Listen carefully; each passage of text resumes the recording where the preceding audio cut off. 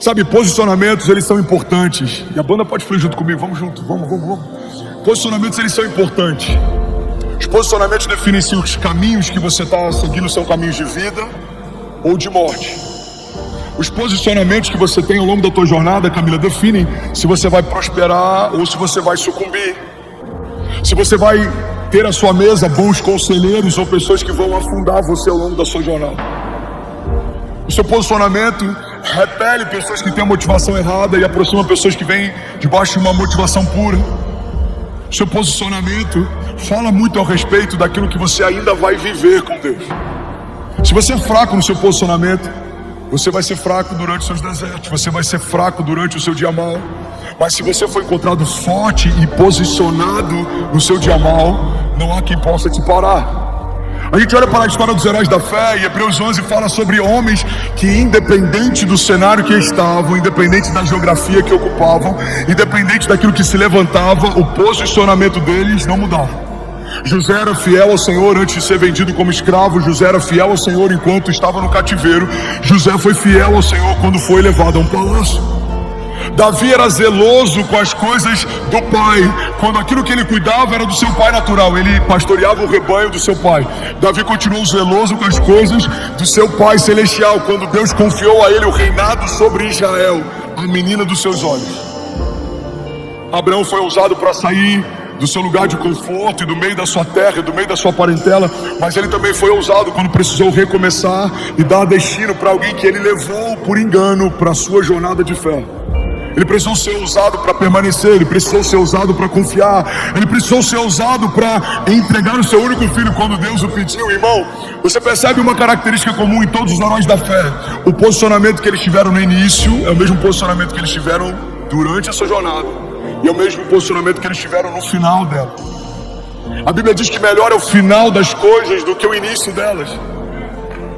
Então o que eu quero falar nessa noite é que a história que os seus filhos vão contar a teu respeito não fala a respeito dos desejos que você tem, não fala a respeito das vontades que você tem, não fala a respeito dos planos que você tem, nem das intenções que você tem, porque tudo isso é secundário. A história que os seus filhos vão contar a teu respeito fala a respeito do posicionamento que você tem.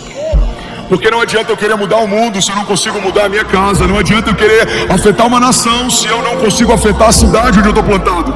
Irmão, não é sobre o quanto eu quero alguma coisa, é sobre que tipo de posicionamento eu tenho para que aquilo que eu desejo aconteça. Alguém está comigo aqui? Diga amém. Não é sobre posição também. Durante muito tempo, dentro da igreja, homens lutaram por posições. Sou o terceiro tesoureiro assistente da 2ª Secretaria de Missões. Eu sou o 4º carimbador da junta de jovens da regional tal.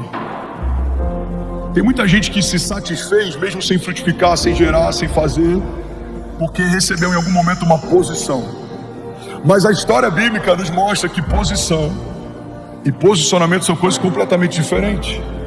Judas tinha uma firme posição. Ele era o tesoureiro do ministério de Jesus. Satanás tinha uma posição ímpar. Ele era querubim ungido, classe única. Sansão tinha uma posição nazireu desde o ventre, nunca bebeu bebida alcoólica, gerado por Deus como resposta de oração de um povo, libertador de uma nação. Todos esses homens ocupavam posições extraordinárias, mas o posicionamento deles mudou o final da sua história.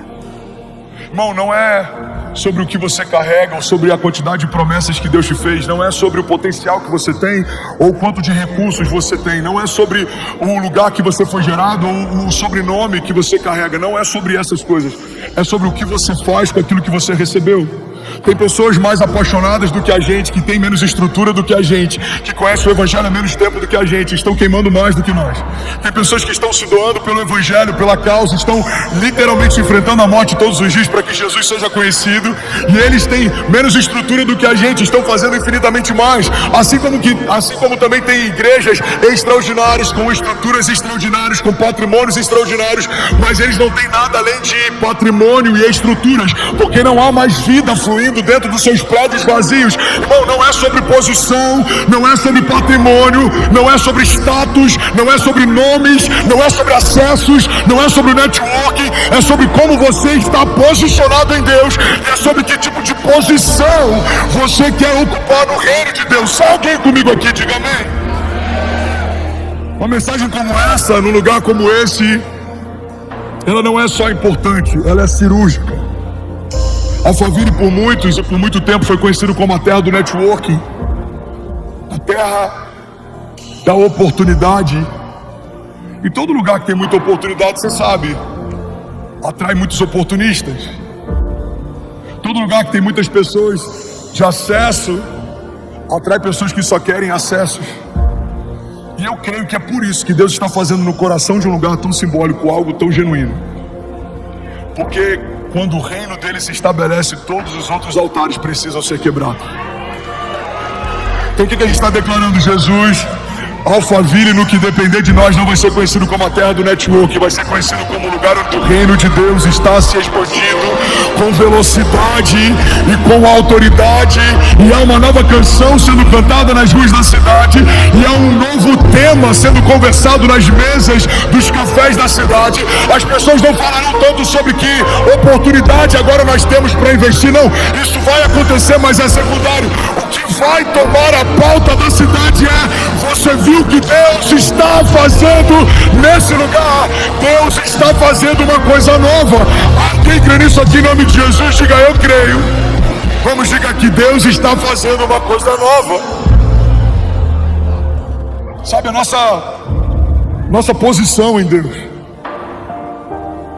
está acima de todo poder ou autoridade, principado ou potestade.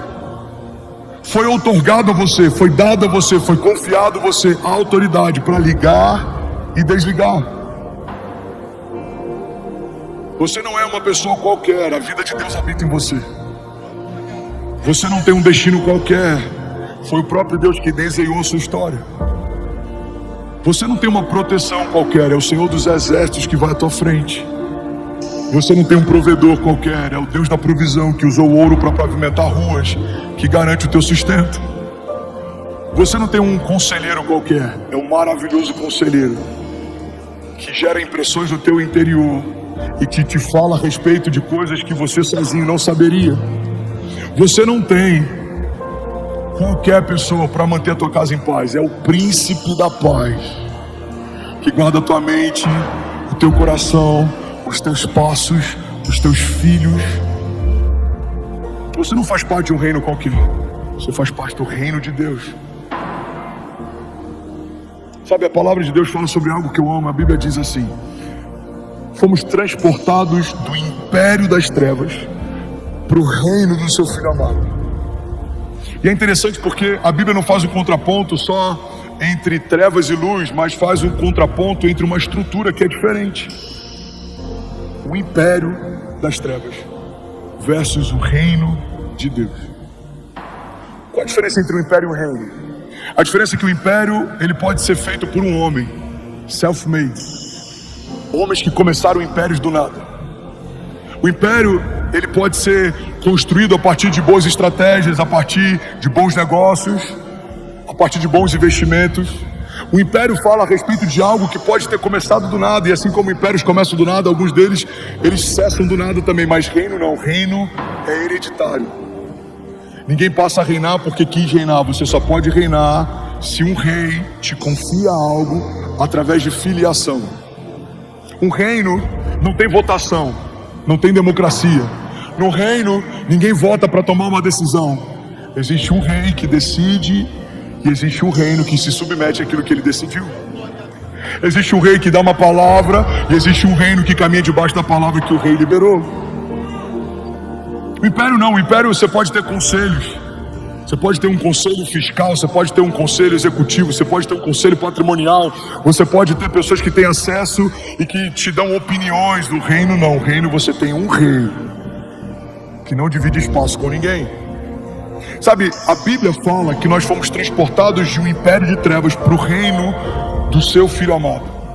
Ou seja, você foi implantado no reino, e esse reino tem um rei, e esse rei tem uma agenda, e essa agenda governa sobre a tua agenda. E esse rei tem uma vontade, e a vontade dele é melhor do que a tua vontade. E esse rei tem planos, e os planos dele são melhores que os nossos planos. E esse reino, ele tem um rei, e esse rei tem a última palavra, e a palavra dele é melhor do que a nossa. A palavra dele é mais poderosa do que a palavra de médicos, porque médicos podem dizer, os seus dias estão contados, mas a palavra final vem da boca do nosso Deus. É melhor do que a palavra de especialistas. Especialistas podem dizer, os dias são maus, mas a palavra que sai da boca de Deus e dos querubins que estão em torno do seu trono é: toda a terra está cheia da glória de Deus. Existe uma palavra na boca do povo, alguns estão criticando, reclamando, se movendo, mas só uma palavra da boca de Deus é suficiente para que a terra sem fome e vazia comece a ser invadida por vida e por luz. Irmão, olha para mim em nome de Jesus. Você faz parte de um reino em que uma palavra é suficiente para liberar o seu destino. E ainda assim, a gente se abate quando ouve a opinião de alguém. Tem gente que já ouviu de Deus várias vezes uma promessa, mas na primeira opinião de alguém, você já se abate, desanima, se entristece. Tem pessoas que já ouviram inúmeras vezes, inúmeros cultos e inúmeros momentos no teu secreto: eu te amo, eu te quero, eu te separei, eu te ungi, eu vou fazer, eu vou abrir, eu vou cumprir. Mas vem uma pessoa e diz: não vai acontecer. A gente toma posse mais de uma palavra contrária liberada pela boca de um homem do que uma promessa que foi feita debaixo dos céus pela própria palavra de Deus. Igreja de Jesus, olha para mim. Posicionamento gera milagre. Você precisa decidir: você vai se mover debaixo de uma promessa de Deus ou debaixo da opinião de alguém? Você vai se mover em busca de acessos e networking, ou você vai ter o firme entendimento que Deus te dá enquanto você dorme? O seu nome está sendo soprado em mesas que você nem sabe. Se você for fiel ao Senhor, Deus vai te dar, Ele vai te colocar, Ele vai fazer, Ele vai expandir infinitamente mais do que tudo que você já pediu ou pensou um dia. Porque não é sobre a força do nosso braço, é sobre a força do nosso Deus. Ele é poderoso para fazer infinitamente mais do que tudo que pedimos ou pensamos, segundo o seu poder que em nós atua. Há alguém comigo aqui em nome de Jesus? Ainda bem que eu vim, Jesus.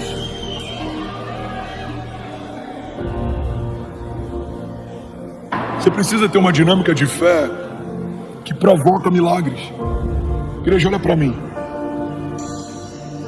Uma fé ativa libera milagres reativos, mas uma fé passiva não muda nada. Tem gente que acredita que o fato de estar exposto por 40 minutos a uma pregação num domingo é suficiente para mudar o seu destino profético. Não é. Assim como ouvir um empreendedor de palco por 40 minutos falando em algum summit ou alguma palestra não vai te tornar um empreendedor extraordinário. Assim como ouvir uma sequência de reels sobre um pai falando sobre criação de filhos não vai te tornar pai. Em que momento a gente acreditou que sentar numa igreja e ouvir uma mensagem é suficiente, quando aquilo que Deus tem para nós, olhos não viram, ouvidos não ouviram e não penetrou no coração do homem? Irmão, você precisa se posicionar, porque a vida passa rápido demais. Um piscar de olhos e 10 anos se passaram. Deus te chamou para fazer história com Ele, e a história que Ele quer fazer com você dura para sempre. Eu estava esses dias numa reunião de homens de negócios que eu discipulo, e eu falei com eles: quantas formações vocês têm? Alguns médicos tinham 3 especializações, 2 especializações. Falei: quantos livros da Bíblia você já leu? Porque a gente não vai ter desculpa de chegar naquele grande dia e dizer que a gente não teve tempo, quando a gente concluiu 3 faculdades, mas não concluiu 4 evangelhos. Eu perguntei para um deles: quantos aqui trabalham com o mercado financeiro? 4 deles trabalhavam.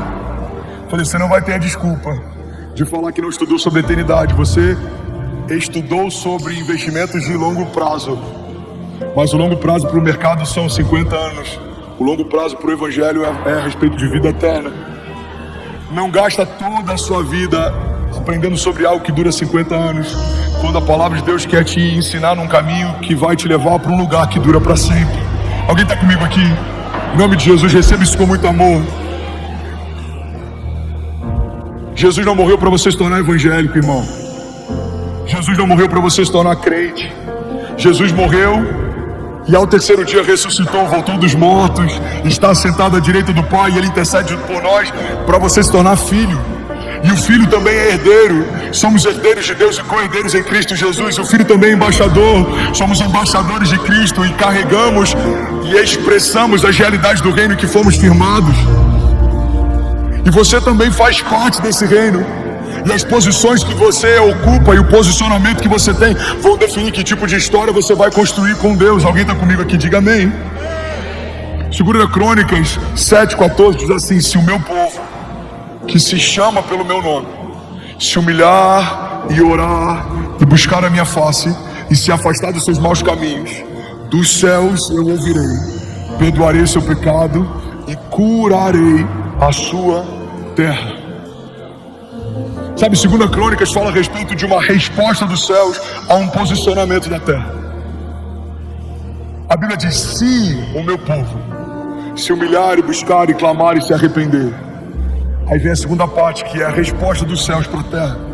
Eu ouvirei dos céus, perdoarei os seus pecados e sararei a sua terra.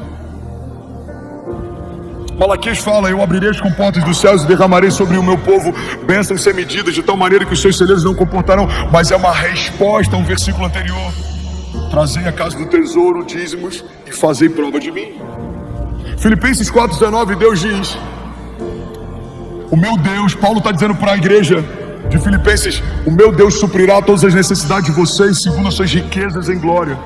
Mas Filipenses 4:19 é uma resposta a Filipenses 4:18 e 17. Paulo está dizendo: porque vocês financiaram a expansão do reino de Deus no momento mais difícil, eu quero profetizar algo sobre vocês: o meu Deus suprirá todas as necessidades de vocês segundo as suas riquezas em glória. Irmão, toda resposta dos céus é uma resposta ao posicionamento da terra. A oração do Pai Nosso, ela fala a respeito dessa dinâmica. Pai Nosso que está nos céus, santificado seja o teu nome, venha a nós o teu reino e seja feita a tua vontade, assim na terra como é feita nos céus. Pastor, qual é o posicionamento que eu preciso ter? Você precisa conhecer as realidades dos céus, você precisa trazer isso para a terra. Bill Johnson diz que a fé significa nos apossarmos das realidades dos céus e colidirmos violentamente com as realidades ao nosso redor, porque o reino inferior não subsiste. Mas como eu posso viver as realidades dos céus se eu nem sei quais são as realidades que existem lá? Como eu posso trazer dos céus para a terra milagres, promessas, se eu nem sei as promessas que eu carrego? A Bíblia diz: o meu povo perece por falta de conhecimento. Uma das perguntas que eu mais recebo quando eu vou pregar em outros lugares é: pastor, qual é o meu chamado? Eu falo: irmão, se você que foi chamado não sabe, como é que eu vou saber? Mas o Deus que te chamou sabe, e Ele está pronto para te responder essa pergunta. O dono do teu futuro, o dono da tua história, quem te fez, Ele te aguarda para revelar para você as suas perguntas e dúvidas. A Bíblia diz: clama a mim e responder-te-ei, e anunciar-te-ei coisas grandes e insondáveis que não sabes. Sabe, no início do ano Deus me deu uma palavra. Acessamos um ano em que cresceremos para dentro, e Deus me deu alguns balizadores para esse ano: profundidade e santidade. E o que eu sinto que Deus está fazendo com a gente é que Deus quer que a gente não seja só uma casa que recebe pessoas, mas seja uma casa de destino para muitas pessoas também. Você não vai ser um membro comum de igreja, e agora eu estou profetizando sobre alguém. Você foi alistado no reino de Deus e você vai se tornar quem Deus te chamou para se tornar. Você vai viver o que Deus te chamou para viver. Deus não te chamou para assistir avivamento, Deus te chamou para se tornar avivamento. Deus não te chamou para assistir milagres, Deus te chamou para se tornar milagres. Deus não te chamou para assistir movimentos, não, Deus te chamou para participar do movimento dele na terra. Você não vai ser alguém que assiste de forma passiva, não, você é um agente de Deus. Você foi curado para curar, você foi liberto para libertar, você foi salvo para salvar, você foi encontrado para encontrar. No teu dia mal, o bom samaritano te encontrou morto, ferido, mas ele te colocou nos braços e te levou até uma hospedaria, e ele pagou a dívida, ele derramou azeite sobre as suas feridas, ele colocou vinho sobre elas. E Ele agora está te chamando para fazer isso com pessoas feridas também. Você não vai ser um crente comum, você não vai se tornar um evangélico de banco, você não vai ser alguém que é servido, mas não serve, recebe, mas não derrama. Não, você vai ser alguém que é resposta de uma geração. Porque antes de nós, uma geração clamava: Senhor, levanta na terra, uma geração apaixonada, intensa.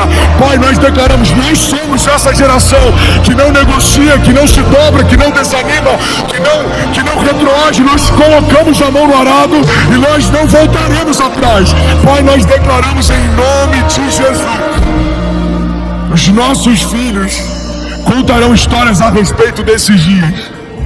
Nós não somos uma casa de evento, nós não somos um clube social, nós não somos um lugar onde milagres acontecem esporadicamente, não. Muito prazer, nós somos a igreja de Jesus e nós governamos em glória, em retidão e em justiça. Nós andamos sobre as águas com Ele, nós caminhamos debaixo da nuvem dEle e as portas do inferno não prevalecerão contra nós. Alguém aqui em nome de Jesus? Aleluia! Aleluia! Jesus! Alguém feliz com Jesus ainda? Sabe, Deus não me chamou para construir muros. Deus não me chamou para alienar pessoas. Deus não me chamou para entreter famílias. Deus me chamou para liderar um povo. E a gente vai viver algo que a gente nem sabia que existia. Eu vejo Deus levantando intercessores nas madrugadas, pessoas que nem sabem ao certo como é intercessão. Mas você vai falar: eu não sei, eu não consigo dormir. Aí você vai lembrar desse culto e vai falar: eu acho que é aquilo que o pastor falou. Deus está me chamando para orar e interceder. Você vai dobrar os seus joelhos. Você vai começar a clamar: Pai, guarda as famílias da igreja, Pai. Guarda as crianças da igreja, que não haja sobre elas abuso, que não hajam acidentes, que não hajam escândalos. Jesus, guarda a liderança da igreja. Jesus, guarda os voluntários da igreja. Você vai começar a interceder, e à medida que você vai cobrindo a igreja, você vai sendo revestido pelo reino.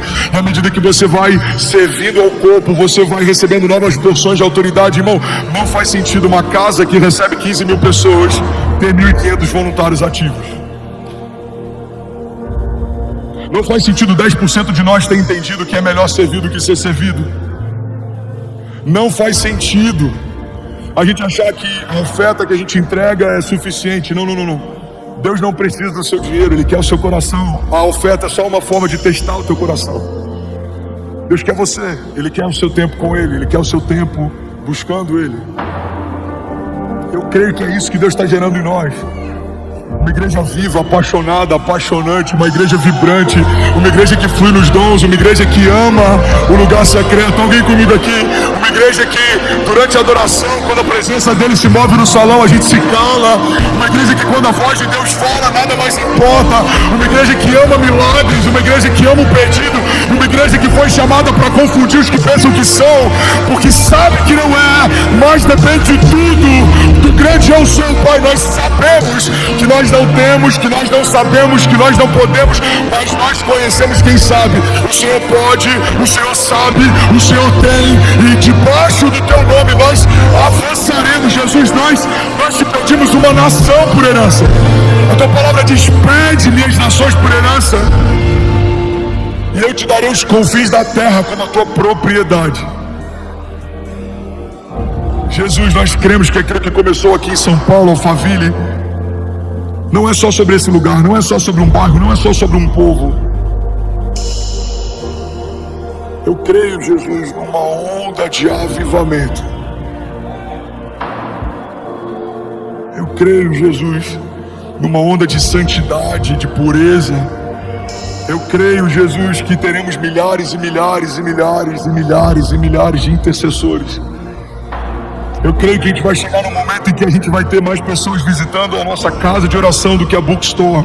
Eu creio que vai chegar no momento em que pessoas vão vir de madrugada, não por conta do pregador do dia, mas vão vir porque na torre de oração existe unção de Deus, vida de Deus, e há um fluir sobrenatural. Jesus, eu creio que haverá um tempo em que prefeituras investirão em frotas para trazer doentes dos hospitais e eles serão mais curados dentro da igreja do que em centros cirúrgicos. Jesus, eu creio que nós veremos o cumprimento das tuas promessas para esses dias. Jesus, eu creio que não haverá espaço auditório suficiente para comportar aquilo que o Senhor irá fazer. Pai, eu creio que o óleo que é derramado dos céus, ele não vai parar. Ele não vai parar. Alguém crê nisso aqui em nome de Jesus? Diga amém. Aleluia. Glória a Deus. Você que é médico, se posicione. Pega um dia da tua semana e sirva pessoas sem custo. Você que é empresário, sirva. Você é servido em tudo. Eu lembro de um empresário que a gente tinha no Rio, que ele é dono de uma rede de mercados, ele servia no estacionamento. E um dia a gente falou: meu irmão, você quer servir em alguma outra área? Você já está tanto tempo aí, você fica no sol. Ele falou: não me tira a única oportunidade que eu tenho de servir alguém, porque eu sou servido em tudo a minha semana inteira. Eu chego no escritório: tudo bom, seu fulano? Eu entro na minha sala, cafezinho, seu fulano. Eu marco reunião, já estou te esperando, seu fulano. O único lugar que eu posso servir alguém é aqui, não me tire isso. Esse cara entendeu. Você sabe que eu amo na igreja de Jesus? Alguém está comigo ainda? Diga amém. A igreja é o único organismo social, Everton, em que um CEO de uma multinacional recém-convertido vai ser discipulado pelo porteiro do prédio que ele é dono. Você pode ser o CEO de uma multinacional, você é novo na fé, você vai chegar na igreja e talvez tenha alguém ali que vai te discipular, que não é adulto como você, não é culto como você, não tem os recursos que você tem, mas conhece do reino de Deus infinitamente mais do que você já conheceu um dia. No reino de Deus a hierarquia não é pelo que você possui, é pela posição no reino de Deus em que você está. Alguém comigo aqui? Jesus pega Pedro, um homem rude, pescador, e estabelece como um apóstolo da igreja primitiva. Ele poderia ter pego os homens doutos da época, ele poderia ter pego os homens cultos da época, mas não, ele pega alguém que era braçal, para que não haja em nós a desculpa de que não fazemos porque não podemos. Não, nós nunca poderíamos fazer o que fazemos com Deus. Nós só fazemos porque é Ele quem faz através de nós. Então, se você está aqui, irmão, recebe isso com amor e ouve com muita atenção o que eu vou te falar.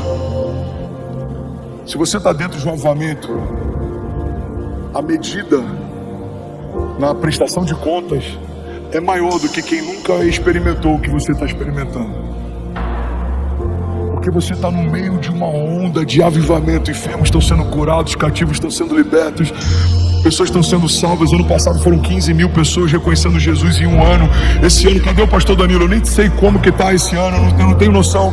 Se puder ver quantas pessoas já aceitaram Jesus até agora. A gente está entrando em maio, já são milhares de pessoas reconhecendo Jesus.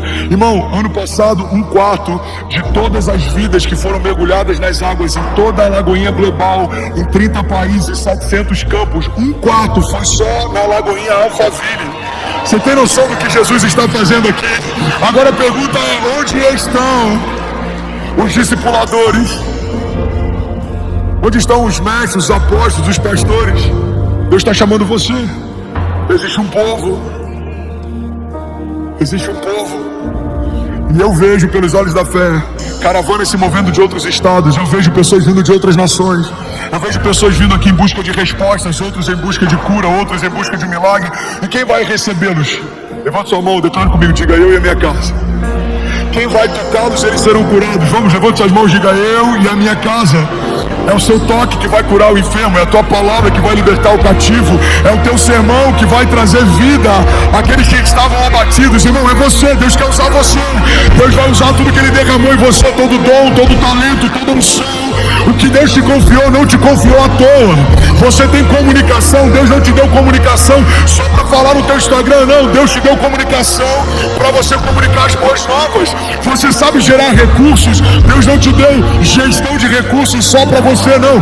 Deus quer que os recursos que você multiplique sejam para pessoas como a vida do Miguel, orfanatos que a gente ainda não construiu, nações que a gente ainda não acessou, lugares que ainda não tem a Bíblia traduzida. Alguém comigo aqui em nome de Jesus. Só na China, irmão, ano passado, a nossa igreja enviou 700 mil Bíblias em chinês foram produzidas na China. Alguém pode dizer glória a Deus por isso? Agora, imagina quando todos nós estivermos posicionados. Esses dias eu postei um stories de alguém na China assistindo um culto da Lagoinha Alphaville com uma Bíblia em mandarim aberta. E aquilo me tocou, irmão. Eu não sei se o pastor André falou sobre isso aqui na Experience, mas a gente está abraçando um ministério que são mais de 30 igrejas underground na China, igrejas subterrâneas na China. O evangelho está sendo pregado, por quê? Porque pessoas entenderam o chamado e foram quando Deus chamou para ir.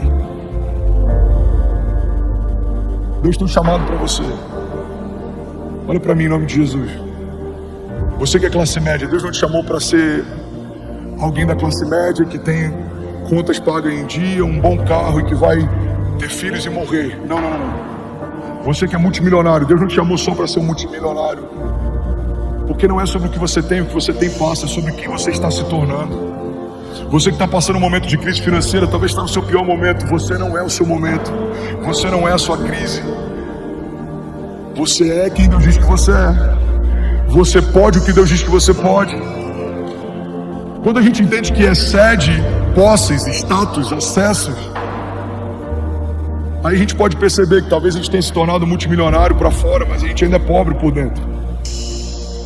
A gente pode perceber que talvez a gente seja muito bem quisto do lado de fora, mas a gente está seco do lado de dentro. Agora imagine que extraordinário você ser alguém que está construindo algo fora do comum do lado de fora e é alguém sobrenatural do lado de dentro. Irmão, eu creio que Deus quer levantar pessoas assim nesses dias.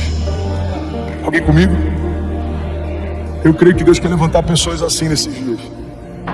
Pessoas que são resposta de oração para uma geração. Pessoas que são resposta de oração para uma universidade. Pessoas que são resposta de oração para um hospital inteiro. Pessoas que são resposta de oração para um ciclo social. Pessoas que são resposta de oração para um governo ou para um ministério. Pessoas que são resposta de oração para uma cidade ou para um bairro. Alguém comigo aqui? Levante suas mãos, eu quero profetizar sobre você. Conseguiu os números? Quantas pessoas? Mais de 5 mil pessoas aceitaram Jesus até o mês 4 desse ano. Uau, você pode celebrar Jesus no seu lugar.